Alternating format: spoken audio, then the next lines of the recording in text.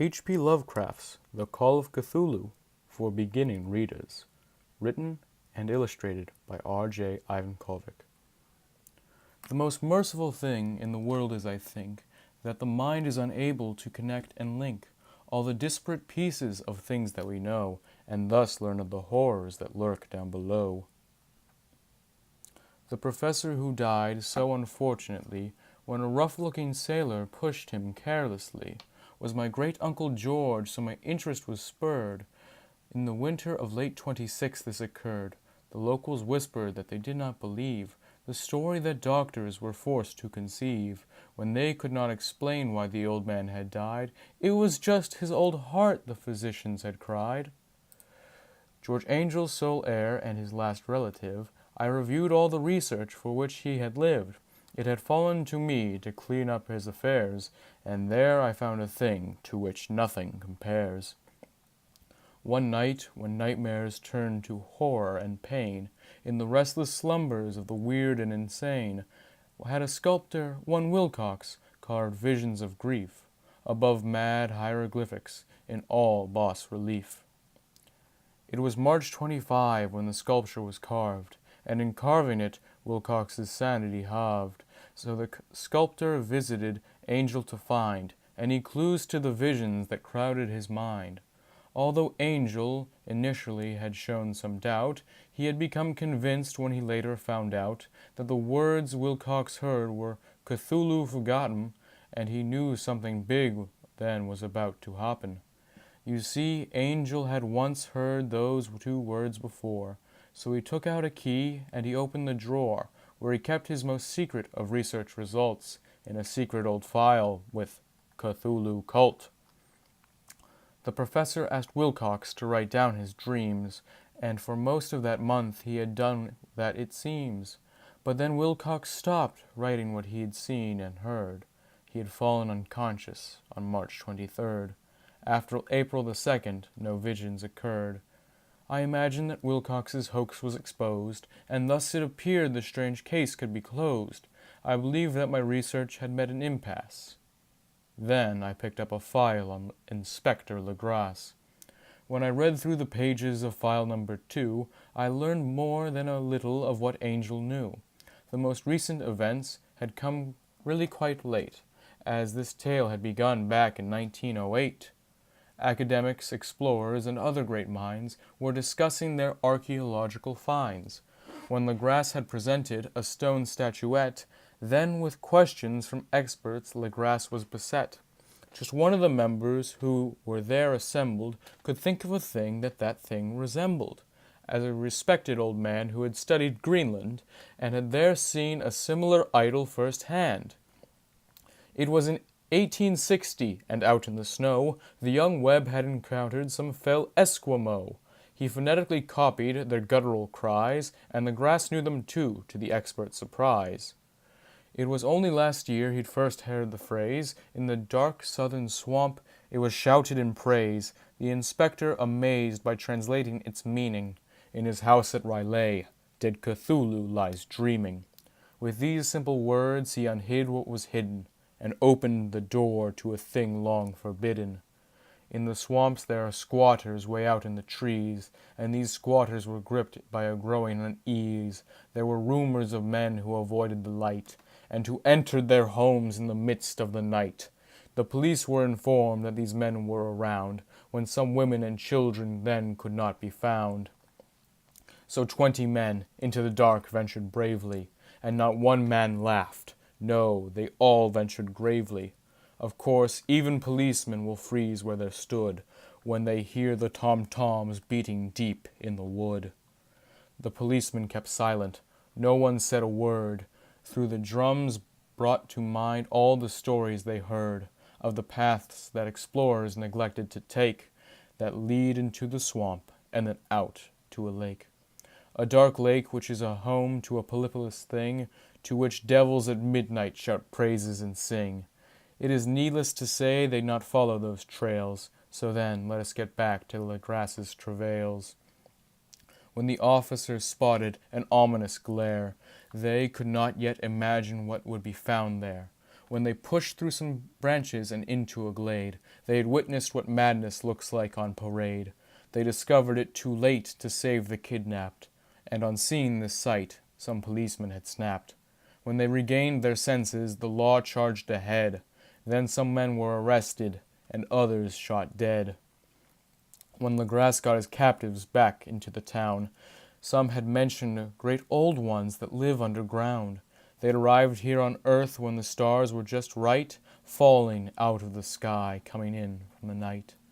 Great Cthulhu had led them from some other place, when the great old ones came from across outer space. For a time at some humans they'd physically screamed, up until Riley sank. Now they wait there and dream. In the Necronomicon, though easy to miss, the mad Arab Al-Hazred had referenced this, writing, "That is not dead which can eternal lie, and with strange eons even death may yet die." Most convicts kept silent, kept secrets their own, for some parts of their faith were for their ears alone. So extracting this knowledge was no easy task. It was not just as simple as having to ask. A mestizo named Castro had told them the most of immortal Chinese and undead off the coast. Of the statements from Castro, one should be most feared. When the stars in the night have rightly appeared, then the old ones are able to rise once again. But the cultists alone are the ones who know when. The cult's insights are secret, so none understand. They will kill and spread chaos across distant lands. They'll awaken great old ones with terrible prayers, who will spill from below while our sanity tears. Legras's tale closed not with answers, but questions.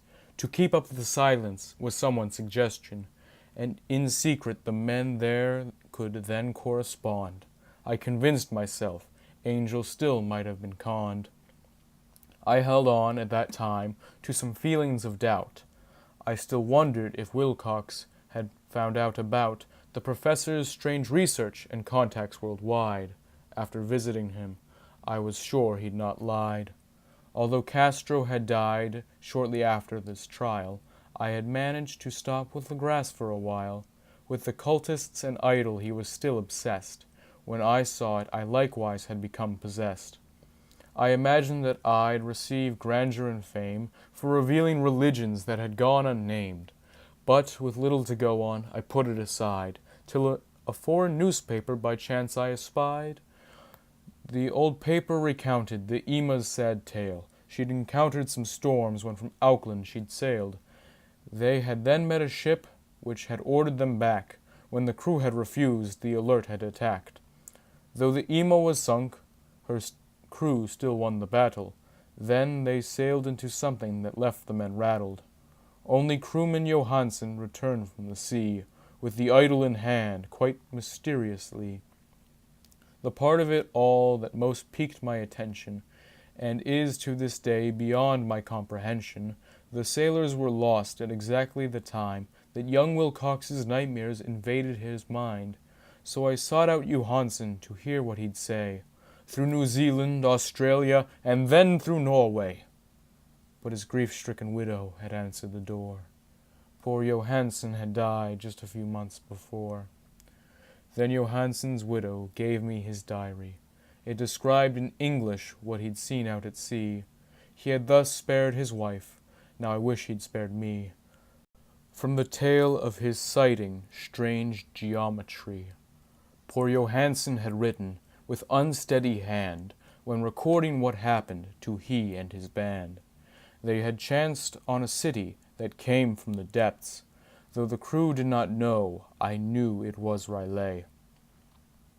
The crew rowed to the shore, and the men were amazed by the mad architecture the ocean had raised. Through a stinking miasma, a staircase there ran, with its steps not designed for a regular man. They had then clambered skyward to find souvenirs, but no treasures worth taking in that place appeared.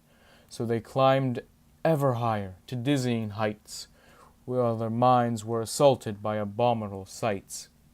At the top of their climb they had found a great door that was not for certain in the wall or the floor.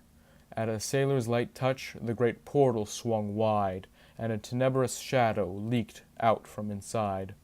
When a nasty, wet, slopping oozed up from below, they experienced something man's not meant to know. 2 men died where they stood, as their minds simply broke. 'Twas a merciful fate when Cthulhu awoke. As Cthulhu had paused, but they knew not for what, so Johansen and Bryden got back to the yacht. That the boiler was boiling had pleased them indeed, but with limited steam they would sail at half speed. Bryden saw great Cthulhu slide into the foam. This had broken his mind, and he did not get home. Though Johansen had planned to make full steam and flee, it was clear that Cthulhu would catch them at sea. The brave sailor then turned the Alert right around, until towards Cthulhu the vessel was bound. On Cthulhu's great head it appeared they would ground, but the bow pierced his brow with a horrible sound. Through Cthulhu's great head the Alert then plowed, thus releasing an acrid and stinking green cloud. When Johansen looked back, the foul thing was reforming, but Alert steamed away, with her boiler performing. Then the sailor had drifted till Vigilant called. His adventure there ended, for now that was all. The ship Vigilant sailed past where Riley should be, but the city had sunk back beneath the deep sea, and I guess that Cthulhu lies waiting there still, his existence maintained by the strength of his will. For Johansen, death ended his mad misery, and I know, just like Angel, it'll come soon for me. I've discovered too much of what man should not know, and the cultists are out there, somewhere, spreading woe. I've uncovered the truth of the strange bas-relief, and Johansen's account of things beyond belief. Now I'm packing up all these things in a box, the small box that was angels, and closes, and locks. If you value your life, you will leave it all there, and with all of my papers, please exercise care. All these terrible truths I now beg you, don't share. For with these cosmic horrors, our psyches can't bear.